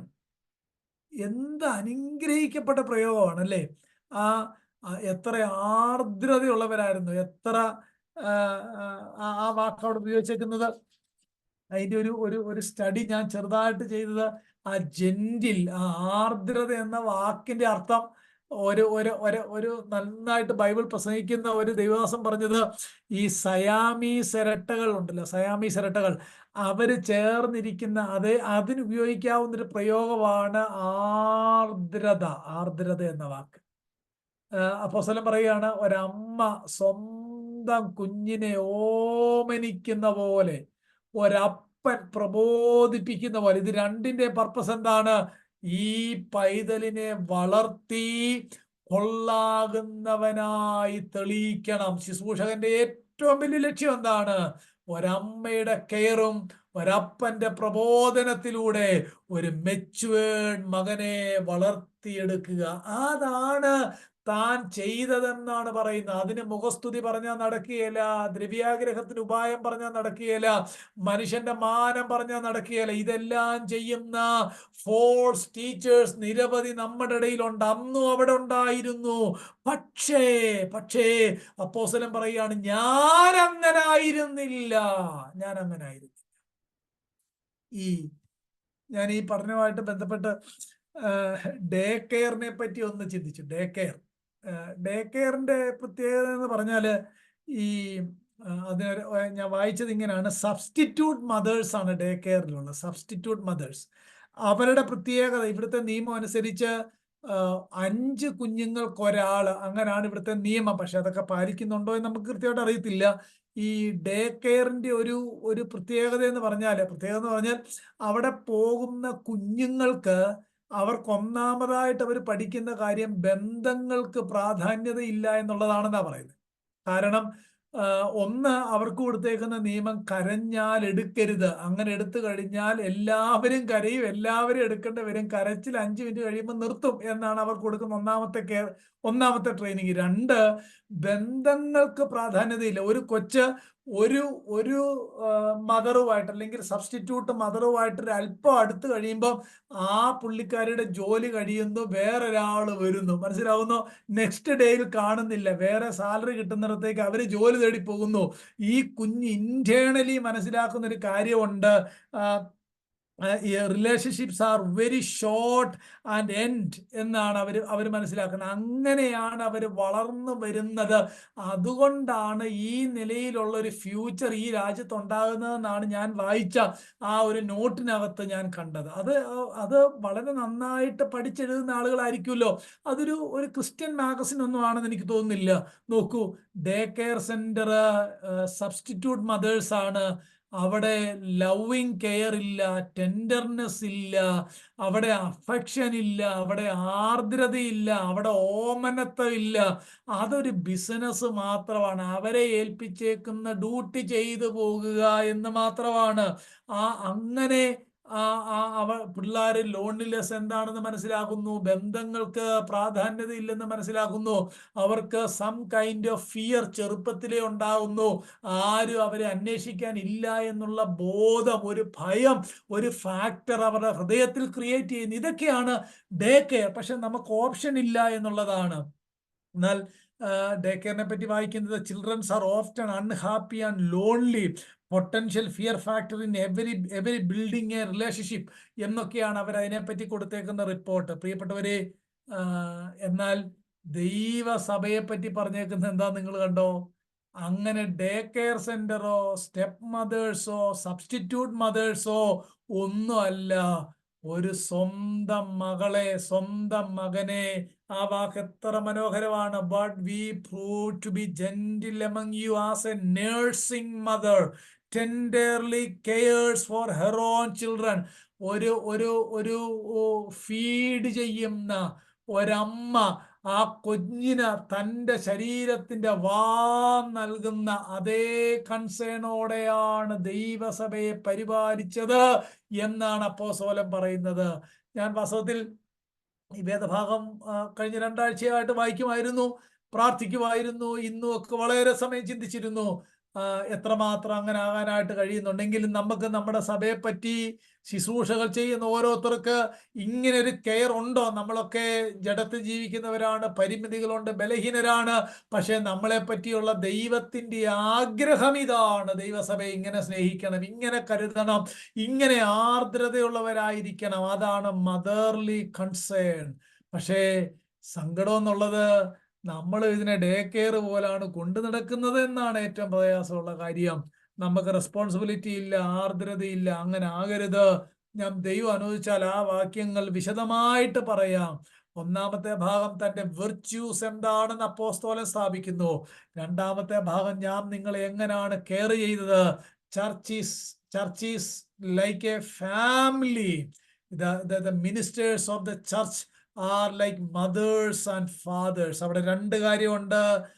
gentle care of mother and loving example and authority of the father. ഈ രണ്ട് കാര്യം നിങ്ങളുടെ ഇടയിൽ വന്നപ്പോൾ ഉണ്ടായിരുന്നത് കൊണ്ടാണ് ആ സഭ അനുഗ്രഹിക്കപ്പെട്ടത് എന്ന് പറഞ്ഞാണ് ഈ അധ്യായം അപ്പോസ്തലൻ ആത്മാവിൽ കണ്ടിന്യൂ ചെയ്യുന്നത്. പ്രിയപ്പെട്ടവരെ, എത്ര അനുഗ്രഹിക്കപ്പെട്ട ഒരു പുസ്തകമാണ്, എത്ര ഡീപ്പാണ് ആ ഭക്തൻ ആ സഭയെ നോക്കിയത്. അങ്ങനെ ഒരു കൂട്ടായ്മയാകുവാൻ, അങ്ങനെ ഒരു ലീഡേഴ്സ് നമുക്കുണ്ടാകുവാൻ, നമ്മുടെ ചർച്ചകൾ ആ നിലയിലാകുവാൻ നമുക്ക് ദൈവത്തോട് പ്രാർത്ഥിക്കാം.